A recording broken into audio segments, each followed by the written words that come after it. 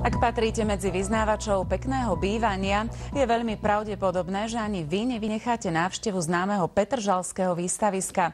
Tradičný veľtrh nábytku sme si boli pozrieť aj s našou kamerou. A zistili sme, že zariadenie bytu môže byť poriadne komplikovaná vec, ak sa chcete riadiť pravidlami Feng Shui.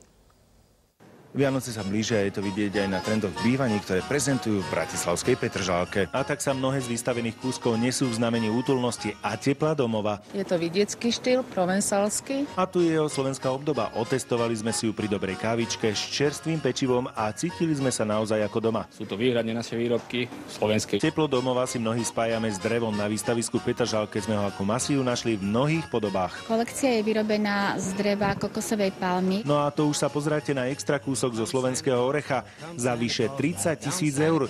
Aby bol vodoodolný, je jeho povrch postriebrený, pritom ide o prácu slovenských stolárov, ktorí tvrdia, že aj napriek tejto cene sa predáva. Stromy naozaj chodíme osobne vyberať s koreňmi. To na to nemá, môže siahnuť po nábytku z kartónu. Sami sme sa presvedčili, že čo si vydrží. Zdravé bývanie je hotová veda, teda čínske umenie Feng Shui.